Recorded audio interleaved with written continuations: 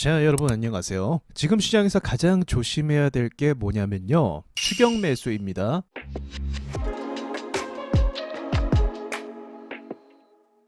자, 지금 보시는 코스닥 차트 좋아 보이죠? 이번 7월 들어서 조정이 거의 없이 계속 11선 위로 태우면서 가고 있는 모습 보여주고 있습니다. 네, 반가운 모습이 아닐 수가 없죠. 그러면서 동시에 몇몇 종목들이 같이 이 시장 영향을 받아서 상승하는 그림을 보셨을 거예요. 자, 그런데 지금 시장 자체는 상승하지만 별로 안 좋은 게 무엇이냐면 주도주가 없다는 거죠.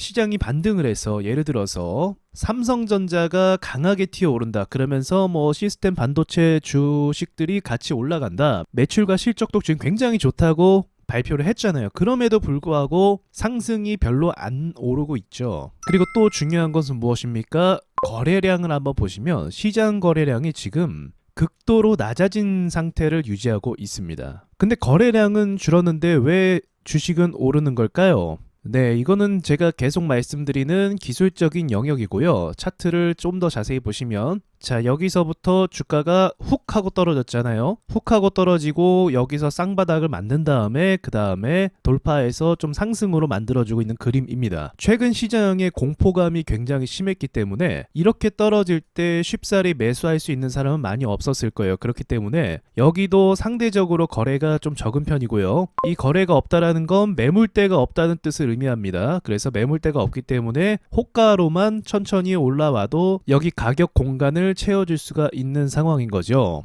자, 그렇다면 반대로 수급이 없이 상승을 했기 때문에 떨어지면 어떻게 된다? 네, 호가가 없는 자리라서 떨어질 때 훅 하고 또 떨어질 수가 있습니다. 매물대가 없는 공간은 항상 떨어질 때 뚝 떨어지거든요. 지금이 그 구간이라고 보시면 돼요. 수급이 조금만 더 붙으면은 제가 봤을 때는 900포인트까지 쉽게 올라갈 수 있는 자리이기도 합니다. 반대로 또 보시면요. 근데 지금 어쨌든 수급이 안 붙고 있잖아요. 바이오도 제대로 된 상승을 안 내고 있고, 그리고 전기차 섹터라든지 반도체 섹터라든지 이런 섹터들도 충분히 상승이 나올 만한데 그럼에도 안 나오고 있죠. 즉 지금 쫄아서 많은 사람들이 투자하기를 꺼려하고 있는 상황이라고 보시면 됩니다. 세력이 이 상황을 또 원하고 있겠죠. 긴장감을 주다가 또 갑자기 음봉이 하나 좀만 더 큰 게 나오면 어떻게 했나요? 네, 지금 시장 상황이 좋지 않기 때문에 여기서 또 겁먹어서 와장창 쏟아낼 수 있는 가능성도 충분히 높다라고 전 보고 있습니다. 그래서 시장이 오른다라고 해서 여러분이 하지 마셔야 될 거 그게 한 가지예요. 추격 매수 하지 마세요. 여러분 지금 여기 물리신 종목이나 매수하고 갖고 있는 종목 있죠? 그거 지금 관리할 때입니다. 그거 올라와서 어느 정도 가격 방어하면 매도하셔야지, 지금 가뜩이나 없는 현금 가지고 더 추격 매수해서 고점에서 또 물릴 필요는 없다는 거죠. 그러니까 어느 때보다도 지금 하락한 지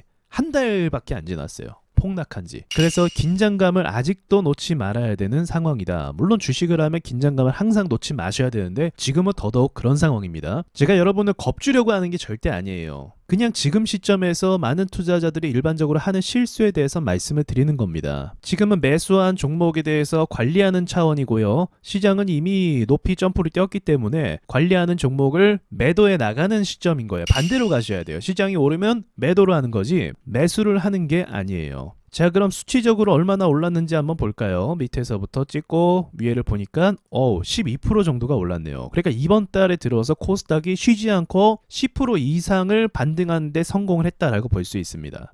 자, 그럼 이런 분석도 해볼 수가 있어요. 코스닥은 반등을 한번 줄 때 어느 정도까지 오르는가? 자, 이쪽 보시면 7% 정도 반등을 성공했고요. 여기 보시면 13% 정도 반등을 성공했습니다. 자, 여기도 한번 보시니까 9% 정도, 또 여기도 보니까 9% 정도네요. 자, 그럼 통계적으로 한 9%에서 12% 정도, 요 정도가 기술 반등 영역에서 일반적으로 나오는 수치라고 볼 수가 있겠죠. 그렇다고 한다면 지금은 한 12% 정도니까 통상적인 영역 안에 들어와 있다라고 볼 수가 있겠네요. 오히려 이 통상적인 영역에서 좀 높은 위치에 속해 있다. 그래서 일반적으로 기술 반등이 나오는 부분에 있어서 충분히 많이 올랐다. 이렇게 좀 정리해서 말씀드릴 수가 있겠네요.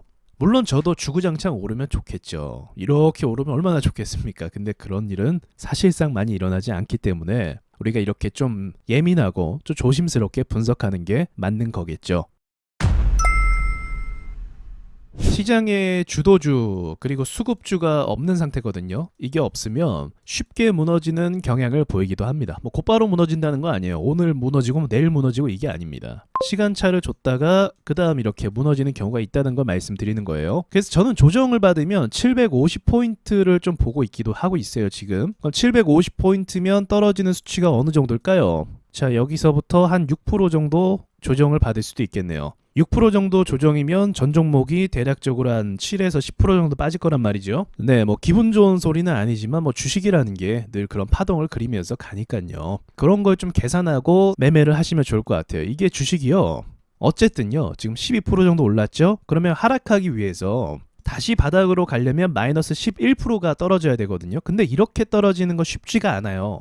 큰 악재가 있지 않는 이상은 저런 식으로 잘 안 떨어집니다. 그래서 저의 생각으로 어쨌든 12%가 반등을 했기 때문에 떨어진다 해도 이 수치가 폭이 충분히 많이 남아있기 때문에 방어를 어느 정도 잘 해줄 거라고 보고 있어요.